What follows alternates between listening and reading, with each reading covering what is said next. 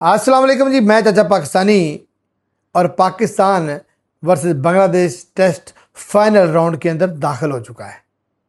ये वो राउंड है जहां एक तरफ तो सिर्फ 3 विकेटें चाहिए और वो सीरीज अपने नाम करके एक हिस्ट्री बना लेगा बांग्लादेश के। उन्होंने अपनी होम ग्राउंड के अंदर पाकिस्तान को पहली दफ़ा हराने में कामयाब हो जाएगा और पाकिस्तान को सिर्फ 121 स्कोर चाहिए और पाकिस्तान ये जिल्लत बचाने में कामयाब हो जाएगा। आप अंदाज़ा करें, मैं जिन्होंने परफॉर्म किया जिन्होंने नहीं परफॉर्म किया उसके ऊपर बात बाद में करूंगा, लेकिन मुझे एक चीज़ का अफसोस रहेगा मोहम्मद रिजवान की 75 नॉट आउट की इनिंग के ऊपर भी कि क्यों हसन अली को आपने स्ट्राइक दिया। आपको नहीं पता, आपको नहीं शऊर, आपको इस चीज़ का अंदाज़ा नहीं है कि हसन अली ना 3 में ना 13 में बेचारा बैट्समैन तो नहीं है ना, आप उसको स्ट्राइक दे रहे हो और वो आपकी गलत पॉलिसियों की वजह से मोहम्मद रिजवान साहब आउट होकर पवेलियन चला गया। एक विकेट तो हमने ये खराब कर दी।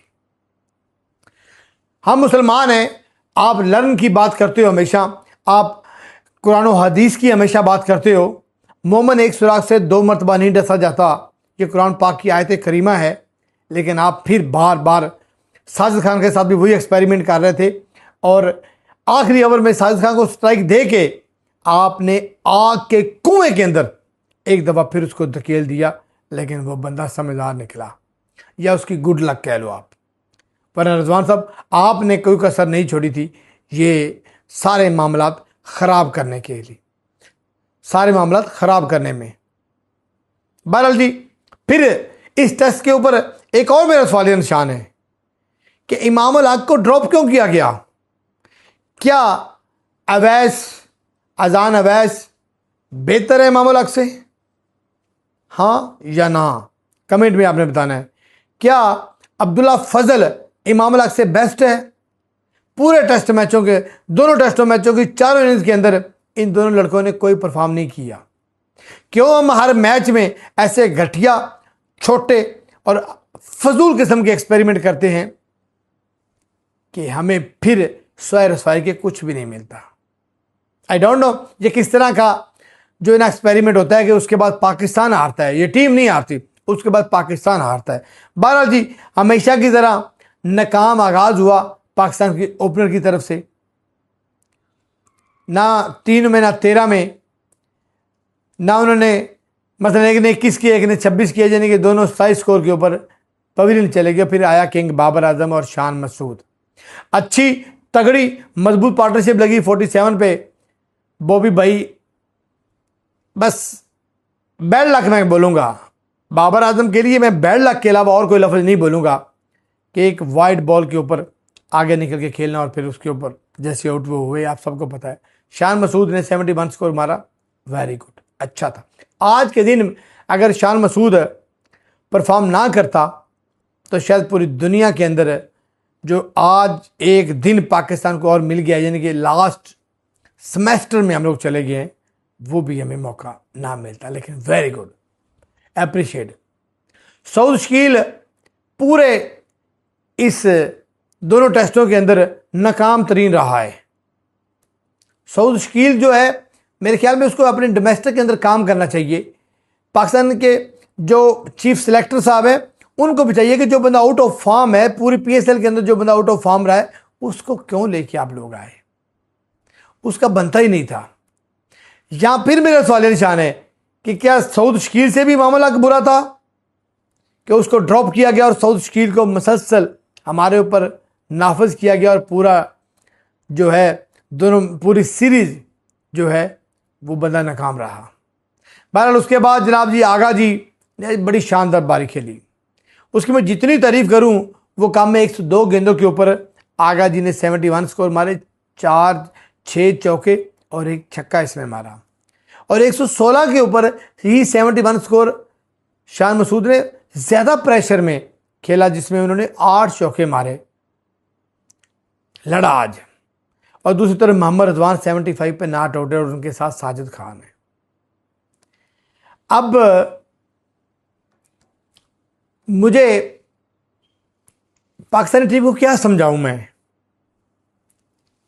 मुझे तो यकीन करो 316 जो स्कोर उन्होंने आज बनाए हैं, मुझे इसके ऊपर भी तवज्जो है कि यकीन करो ये सरप्राइज है। जिस तरह की through of the tournament Pakistan की टीम हमें परफॉर्मेंस से जो है वो इंटरटेन कर रही है, आज ये सब कुछ सरप्राइज हो रहा था। आज ये सब कुछ सरप्राइज हो रहा था। और मुझे आई डोंट नो मुझे क्यों लग रहा है कि ये पाकिस्तान टेस्ट मैच जीत सकता है। पाकिस्तान अगर मोहम्मद रिजवान अक्ल से काम ले और मोहम्मद रिजवान अगर विकेट पे रुका रहा तो पाकिस्तान ये टेस्ट मैच जीत सकता है। लेकिन मैंने वो टेस्ट मैच भी देखा जहाँ 45 स्कोर पे 5 विकेटें भी थी पाकिस्तान की और अजहर अली के हमारे कैप्टन थे। तो न्यूजीलैंड के अगेंस्ट अबू धाबी के अंदर मैच हो रहा था, तो हम वो टेस्ट मैच हार भी गए थे। प्रेशर, शायद हमें प्रेशर में खेलना आता ही नहीं है, शायद हम प्रेशर के लिए बने नहीं है। सीधी विकेट के ऊपर सीधा सीधा मैच हो तो हम इजीली जीत सकते हैं। आई थिंक अदरवाइज शायद हमसे खेला ही नहीं जाता, या शायद हमें खेलना ही नहीं आता। मतलब शऊर की बात है ना कि क्या ज़रूरत है कि आप अजहर अली को स्ट्राइक दे रहे हो।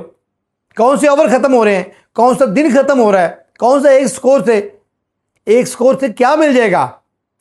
अगर वहाँ पे जिस तरह साजिद खान को आखिरी ओवर के अंदर बड़े से बड़ा बैट्समैन भी होगा ना, तो वो स्ट्राइक अपने पास रखता है और 1% भी रिस्क नहीं लेता। जहाँ कंडीशन इस तरह की हो, डू एंड डाई वाली कंडीशन हो, जहाँ पता हो कि एक गलत शॉट सिलेक्शन, एक अच्छा बॉल साजिद खान को बोल्ड भी कर सकता है, कैच भी कर सकता है। और जिस तरह की विकेट आई थी, या जिस तरह के अग्रेसिव होकर बंगाली टाइगर बॉलिंग कर रहे थे, आपने देखा होगा कि नवीद राना इतना इमोशनल हुआ था कि जिस तरह जब रिजवान ने ऐसे किया तो नवीद राना कितना इमोशनल था।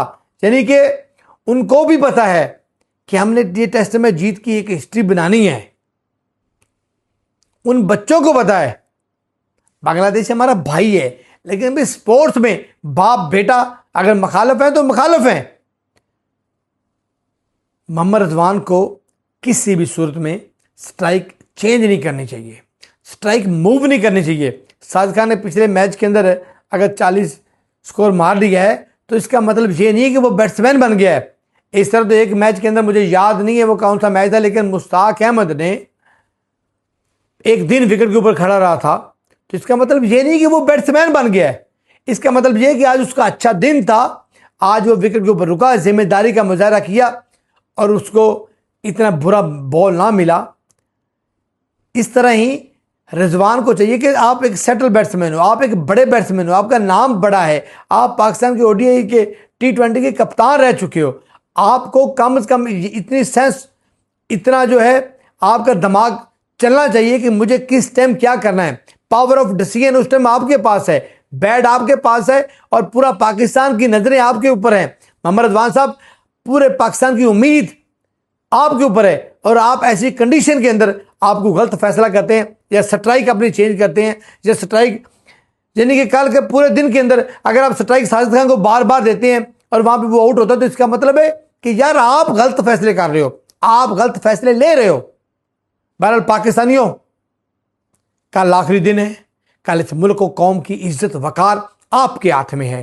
कल के दिन आप लोगों ने पाकिस्तान के लिए खेलना है, कल के दिन आप लोगों ने पाकिस्तानियों की इज्जत के लिए खेलना है, कल के दिन आप लोगों ने अपनी इज्जत को बचाने के लिए खेलना है। यार पाकिस्तान को छोड़ो, आपकी इज्जत भी तो दांव पे लगी हुई है ना, आप भी तो कहां खड़े हुए हो, आपकी कंडीशन भी तो कहां क्या है। बहरहाल पाकिस्तानियों और स्पेशली मोहम्मद रिजवान, कौम की उम्मीद आप हो और बार बार खुदा मौका नहीं देता।